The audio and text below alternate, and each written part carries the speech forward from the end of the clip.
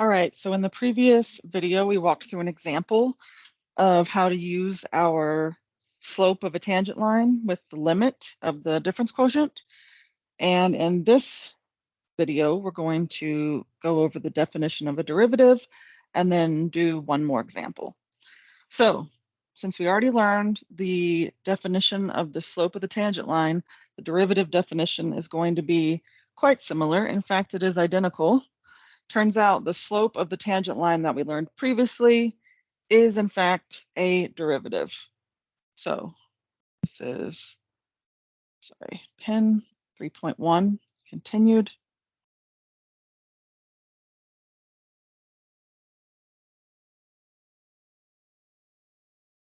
Okay, so we're starting with the definition of a derivative. The derivative of a function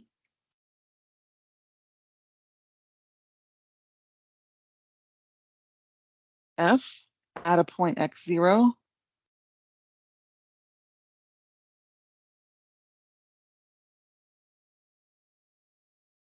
denoted f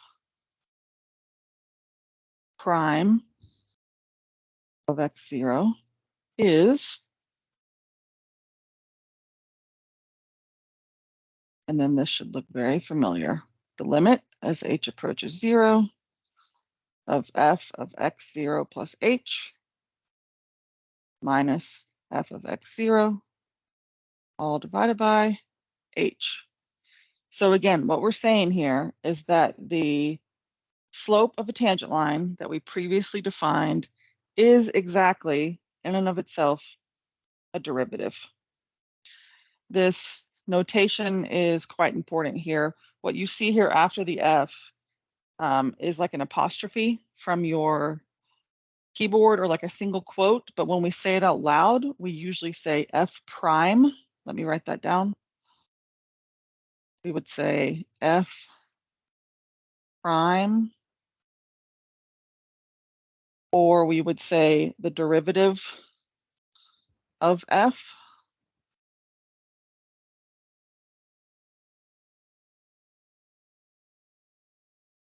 What you don't say is like f quote or f apostrophe.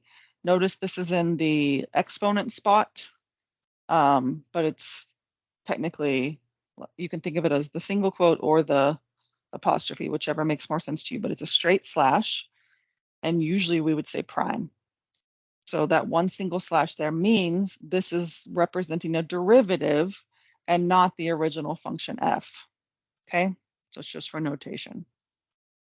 So now we have a lot of different ways to talk about this limit of this quotient. So let's write all of those down. We have number one, which is the slope of f of x at x0. That's the first thing we learned. Another thing we can call that is the slope of the tangent line at x0.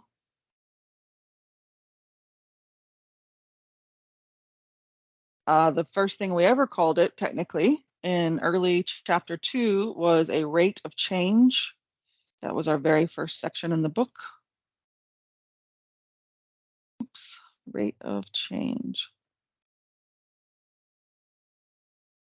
I clicked something, which is derivative. Okay, so next up is our example, our final example from 3.1.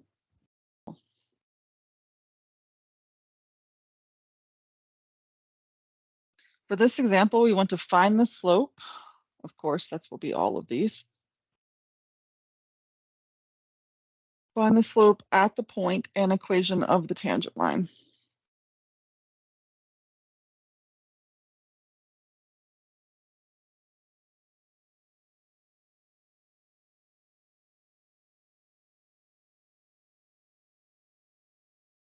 So very similar to the first example, but now we know also that we can call this slope a derivative.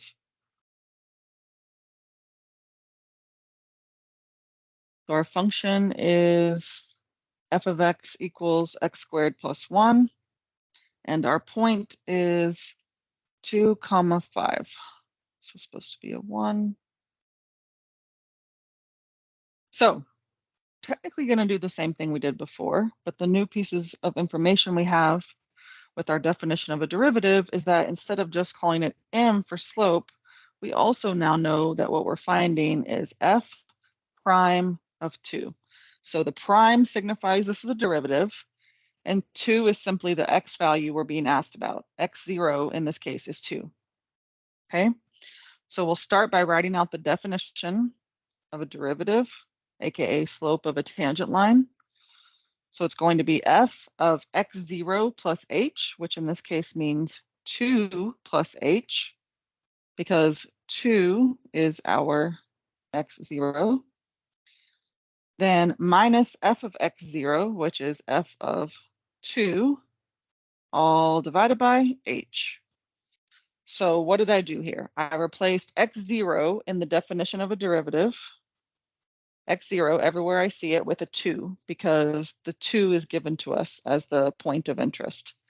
So f prime of 2 is the limit as h approaches 0 of f of 2 plus h minus f of 2 all divided by h. Again, we cannot direct substitute because we would be dividing by h.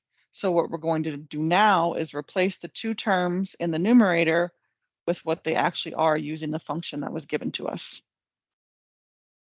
So we have the limit as h approaches 0. F of 2 plus h means everywhere there's an x in our original equation, we're going to replace it with 2 plus h. So I have 2 plus h squared plus 1. That's me replacing this x with a 2 plus h. Now we have minus f of 2. And we get f of 2 by replacing x with 2. So 2 squared plus 1. So this is f of 2 plus h, and the second term is f of 2. So now, just like in the previous example, we are going to simplify as much as we can. So we will start by multiplying out 2 plus h squared. Now remember, as a side note, 2 plus h squared means 2 plus h times 2 plus h. It does not mean 4 plus h squared. We have to be very careful. So for this first part, 2 plus h squared, I'm going to multiply out these two binomials. So I'm going to have 2 times 2 is 4, plus 2h, plus 2h, and then the final two terms are h squared. And then I had a plus 1 at the end here, minus 2 squared plus 1 is 5. All divided by h. Now we just keep going. The ultimate goal, just like before, is for this h to either not be alone or to change completely in the denominator so that we can direct substitute. So now what we have in the numerator, if we simplify everything, our largest term or our highest degree is h squared. Then we have 2h and 2h is 4h. And then our constants are 4 plus 1, so 5. And then outside of the parentheses here, we have minus 5, all divided by h. So the first thing you'll notice here is that the constants cancel each other out. 5 minus 5 is 0. So what's next? Well, now in the numerator, each of the terms we have left has an h in it, which means we can factor it out. So if I pull an h out from the first two terms, I would be left with h plus 4. Sorry, h plus, that looks awful. Let me erase that. H plus 4. So all I'm doing here is factoring out an h from the first two terms. H times h plus 4.